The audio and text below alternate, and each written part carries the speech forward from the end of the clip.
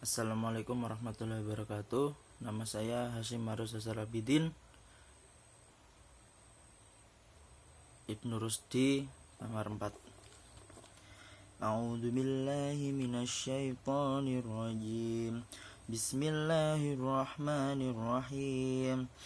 Idza zulzilatil ardu zilzalaha wa akhrajatil ardu athqalaha wa qalal insanu ma laha yawma idzin tuhadditsu akhbaraha bi anna rabbaka awha laha yawma idzi yasdurun nasu ashtatan liyuraw a'malahum فمن يعمل مثقال ذرة خيرا يره ومن يعمل مثقال ذرة شرا يره بسم الله الرحمن الرحيم والعاديات ضبحا فالموريات قدحا فالمغيرات سبحا فأثرن به نقعا فوسطن به جمعا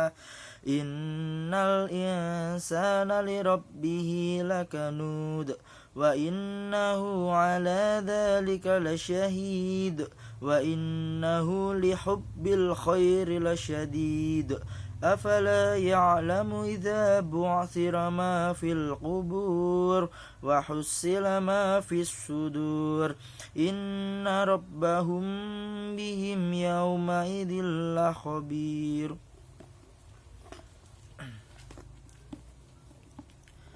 Selanjutnya saya akan menjelaskan tentang cara membaca isti'adzah dan basmalah.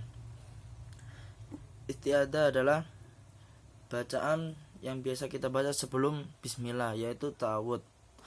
Yang itu bacaannya menurut Rasulullah SAW, yaitu bacaannya a'udzubillahi minasyaitonirrajim, lalu dilanjutkan dengan bacaan bismillah. Cara membaca isti'adzah yaitu yang pertama adalah qat'ul jami'. Qat'ul jami' ialah memutuskan isti'adzah dengan basmalah dan memutuskan basmalah dengan awal surat. Contoh, a'udzubillahi minasyaitonirrajim, bismillahirrahmanirrahim, qul a'udzu birabbin nas. Yang kedua, qat'ul isti'adzah bil basmalah waslul basmalah bis surah, yaitu memutuskan isti'adzah dengan basmalah dan menyambung basmalah dengan awal surat. Yang ketiga adalah wasul jami', ialah menyambung secara keseluruhan atau menyambung isti'adzah dengan basmalah dan menyambung basmalah dengan awal surat, yaitu digabung semua. Yang keempat adalah waslul isti'adzah bil basmalah wa qat'ul basmalah bis surah, yaitu menyambung isti'adzah dengan basmalah dan memutuskan basmalah dengan awal surat.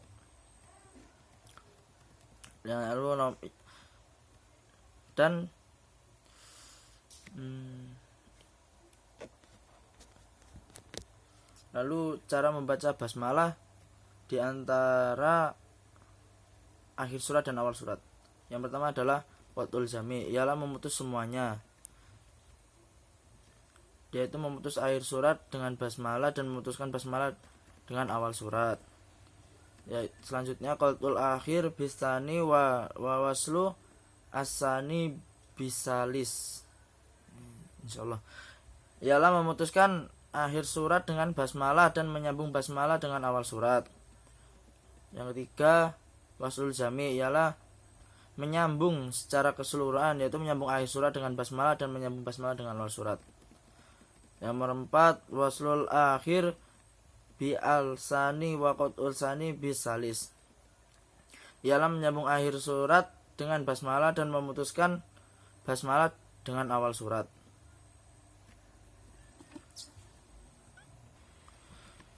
Selanjutnya adalah tanda-tanda waqaf dan ibtida'.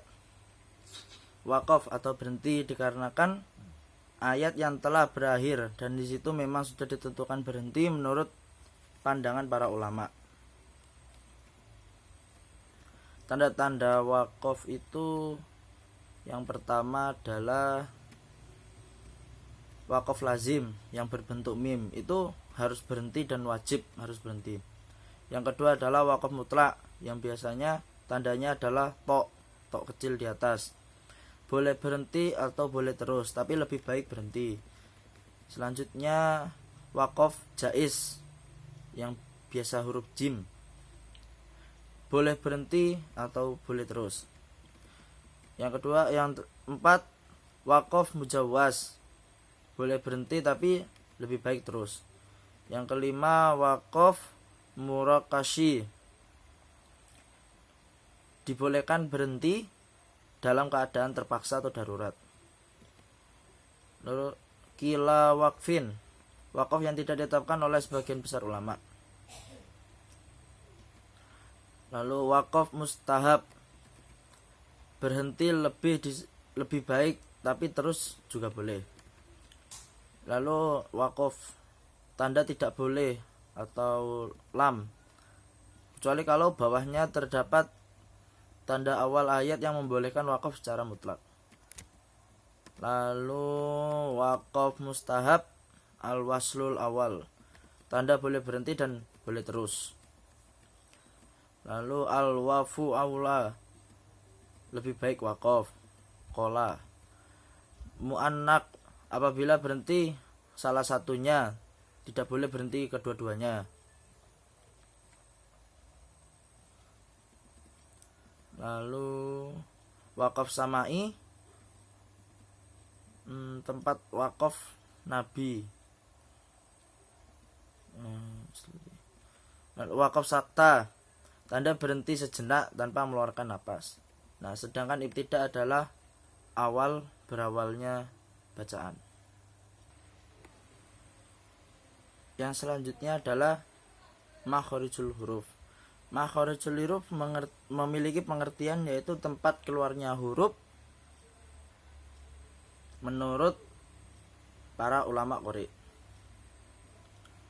Nah, pembagian makharijul huruf secara umum niku ada 5, yaitu al-jauf lubang mulut, al-halku kerongkongan, al-lisan lidah, asyafatain 2 bibir, lalu al-khaisum jalur hidung.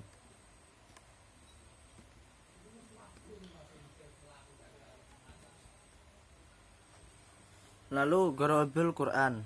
Gharaibul Quran adalah bacaan-bacaan ayat suci Al-Quran yang aneh dalam pendengarannya dan tidak sesuai kaidah pada umumnya.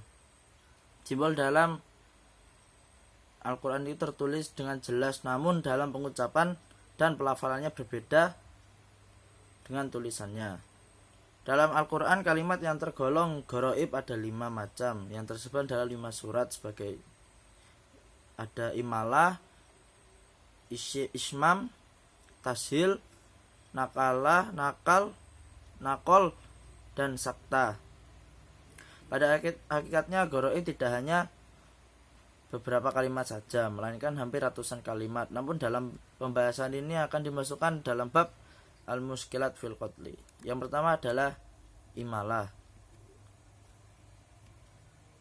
Yang kedua adalah ismam. Nah, menurut imalah yang berarti condong atau miring, sekitar 80% dari fathah dan 20% dari kasroh, sehingga lebih condong ke huruf bervokal seperti majreha. Yang kedua adalah ismam. Ismam secara bahasa adalah meringankan harokat baris antara huruf yang berharokat dan huruf sukun.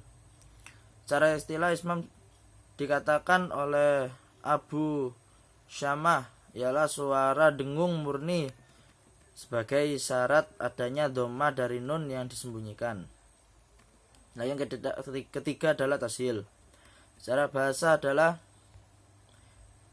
tashil secara bahasa berarti mempermudah dan memperlunak. Sebabnya adalah karena adanya 2 hamzah yang sama-sama hidup dan berkumpul dalam satu kalimat. Yang keempat adalah nakol. Secara bahasa adalah peralihan atau perpindahan. Dalam hal ini adalah terjadinya perpindahan baris hamzah kotok kepada alif lam ta'rif. Yang 5 adalah sakta, ialah berhenti sejenak tanpa mengambil napas. Ya, sekian, terima kasih. Wassalamualaikum warahmatullahi wabarakatuh.